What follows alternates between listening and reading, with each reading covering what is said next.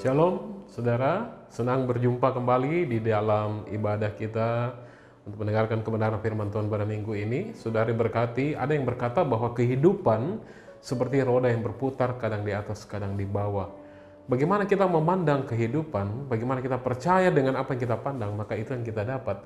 Perspektif kita, cara pandang kita, akan menentukan bagaimana kita menjalani kehidupan kita.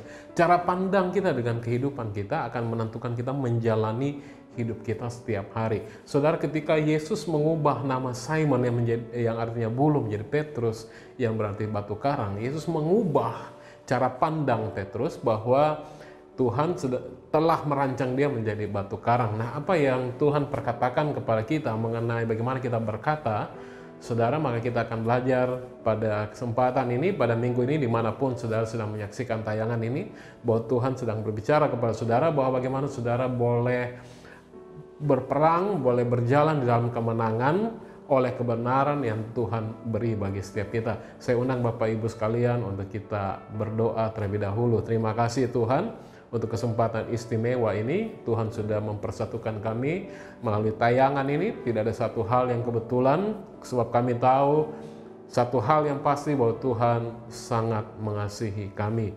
Terima kasih Tuhan, bicara bagi setiap kami, urapi kami, jamah kami, supaya kebenaran firman-Mu boleh masuk menjadi pelita dan terang dalam setiap hidup kami, boleh masuk dalam hidup kami Tuhan, dan seperti tanah yang subur demikian hati kami. Firman Tuhan boleh ditanam, boleh bertumbuh, bertunas, dan kami akan melihat buahnya. Berbicara bagi setiap kami, urapi hamba-Mu yang akan menyampaikan kebenaran firman Tuhan, supaya boleh menyampaikan dengan bahasa yang mudah dimengerti, seturut dengan apa yang menjadi isi hati Tuhan. Setiap jemaat Tuhan berkati, sehingga mereka dimateraikan oleh kuasa Roh Kudus, dan firman Tuhan dinyatakan bagi setiap kami semua. Kami janji seperti Maria dari Betani, duduk diam di kaki Tuhan, karena itu bagian yang terbaik yang tidak akan diambil daripada kami. Yang siap dengarkan firman Tuhan dan diberkati oleh kebenaran firman Tuhan, sama-sama dengan saya katakan, amin. Haleluya. Saudara, pada kesempatan ini saya akan beri judul khotbah saya, What do you say? Apa yang saudara perkatakan, apa yang telah saudara bilang? Ya, kita lihat Mazmur 91 ayat 2. Bagaimana Tuhan bicara?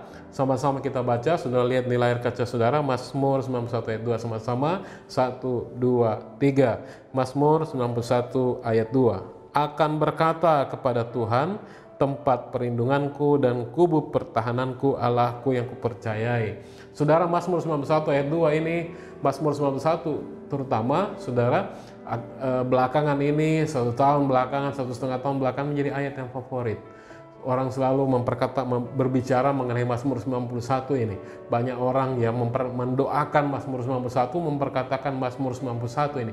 Tapi apakah kita benar-benar mengerti tiap detail? Nah, hari ini kita belajar mengenai Mazmur 91 ayat 2. Ketika badai besar muncul, saudari berkati, ketika Yesus dan murid-muridnya berada di sebuah perahu di Danau Galilea, Dia tidak berkata kepada murid-muridnya, badai ada di sini untuk mengajari kita keberanian.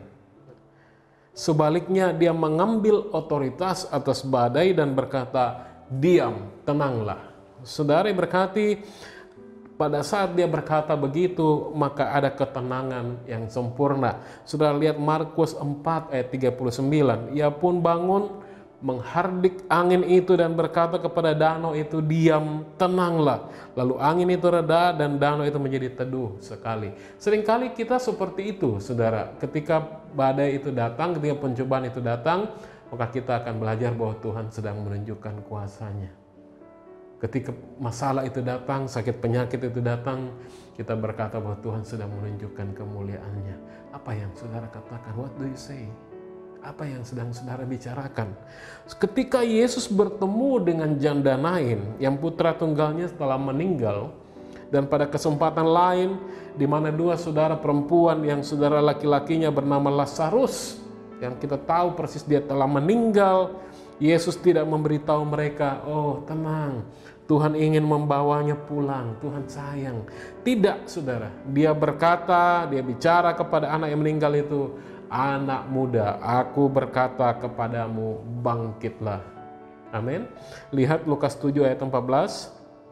Kita baca, sambil menghampiri usungan itu, ia menyentuhnya dan sedang para pengusung berhenti, ia berkata, "Hai anak muda, aku berkata kepadamu, bangkitlah." Di satu kisah yang lain, waktu dia berdiri di luar makam Lazarus, dia berkata, "Lazarus, come out, Lazarus keluarlah."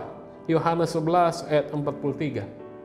Mari kita lihat Yohanes 11 ayat 43, dan sesudah berkata demikian, berserulah ia dengan suara keras, "Lazarus, marilah keluar."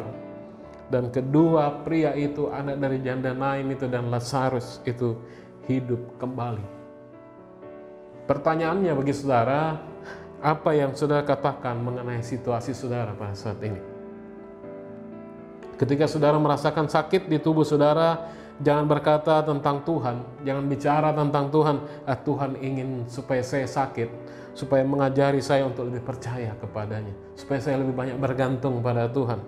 Sebaliknya katakan, Tuhan Yesus, aku bersyukur kepadamu karena oleh bilur-bilurmu aku sudah sembuh. Amin.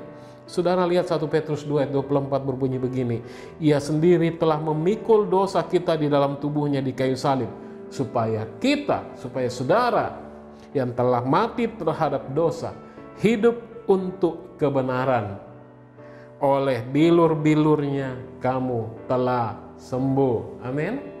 Amin. Saudara yang sedang sakit menyaksikan tayangan ini, saudara sedang isoman, saudara sedang di rumah sakit, ketika saudara menyaksikan tayangan ini, mulai perkatakan kepada diri saudara sendiri bahwa oleh bilur-bilurnya saya sudah sembuh. Amin. Haleluya. Saudara, ketika saudara mencoba memenuhi kebutuhan saudara, ketika pandemi ini berlangsung cukup lama, ada begitu banyak masalah tentang ekonomi, ada begitu banyak karyawan yang kehilangan pekerjaan, jangan berbicara tentang Tuhan dan berkata, Tuhan membuatku miskin untuk membuatku tetap rendah hati. Sebaliknya katakan, Tuhan adalah gembalaku, saya tidak akan kekurangan. Saudara diberkati, dikasihi Tuhan, Mazmur 23 ayat 1 berbunyi, Tuhan adalah gembalaku, tidak kekurangan aku. Saudara berkati, kalau saudara memiliki pimpinan, saudara memiliki rekan kerja yang mengintimidasi saudara di tempat kerja, jangan katakan bahwa Tuhan adalah kesabaran saya akan bertahan. Tetapi sebaliknya berkata, Tuhan adalah penolongku, saya tidak akan takut apa yang bisa dilakukan manusia terhadap aku. Lihat Ibrani 13 ayat 6. Sebab itu dengan yakin kita dapat berkata, Tuhan adalah penolongku, aku tidak akan takut apakah yang dapat dilakukan manusia terhadap aku. Saudara, kita hidup di hari-hari akhir, ketika ada serangan teroris, ada begitu banyak virus mematikan yang mengintai. Kita lihat di Timur Tengah, beberapa negara sudah dikuasai oleh ekstremis. Saudara, kita lihat virus bagaimana bermutasi dengan begitu banyak varian yang baru, membuat banyak orang menjadi ketakutan, membuat dunia menjadi ketakutan, saudara. Tetapi mau saya sampaikan kepada saudara menyaksikan tayangan ini, bahwa kita tidak akan mengucapkan kata-kata ketakutan, kita tidak akan mengucapkan kata-kata negatif dan menjadi takut seperti orang-orang di dunia. Sebaliknya kita akan memperkatakan kebenaran firman Tuhan yang memerintah semua atas hal-hal ini. Seperti pemazmur, kita akan berkata tentang Tuhan, bahwa Dia adalah perlindungan dan bentengku, Tuhanku, kepadanya aku percaya. Saudara berkati yang dikasihi Tuhan, saya undang saudara untuk mencari tahu apa yang firman Tuhan katakan tentang situasi saudara pada saat ini. Percaya, nyatakan, karena firman Tuhan tidak bisa kembali dengan sia-sia. Lihat Yesaya 55 ayat 11 berkata, demikianlah firmanku yang keluar dari mulutku, ia tidak akan kembali kepadaku dengan sia-sia, tapi ia akan melaksanakan apa yang ku kehendaki dan akan berhasil dalam apa yang kusuruhkan kepadanya. Saudara akan melihat apa yang sudah percayai. Ketika saudara mengakui itu, maka itu pasti terjadi. Mulai memperkatakan apa yang ingin saudara lihat, mulai memperkatakan apa yang Tuhan sedang merancang dalam kehidupan saudara, bagaimana caranya dengan lebih mengenal Tuhan, lebih mengenal pribadi Tuhan, mencari wajah Tuhan, seperti firman Tuhan berkata, cari dahulu kerajaan Allah, maka semuanya itu akan ditambahkan kepadamu. Saudari berkati, dikasih Tuhan, saya akan mengakhiri ibadah ini, khotbah pada kesempatan ini, mengundang saudara untuk berdoa. Terima kasih Tuhan untuk kebenaran firman Tuhan yang Tuhan boleh sampaikan bagi setiap kami. Engkau yang mengurapi kami, Engkau menjadi penuntun dan terang bagi setiap langkah kami. Terima kasih Bapa di sorga, kami berjalan bersama dengan Tuhan, kami berjalan dalam terang kebenaran firman-Mu. Biarlah Engkau sendiri yang berbicara bagi setiap kami, untuk kami boleh memperkatakan apa yang Tuhan telah rancang dalam setiap kehidupan kami. Biar firman-Mu menjadi terang dan menuntun setiap kami, sehingga kami boleh mengalami hari-hari seperti apa yang Tuhan rancang, yaitu diberkati, disembuhkan, terus menjadi bejana bagi kemuliaan nama Tuhan.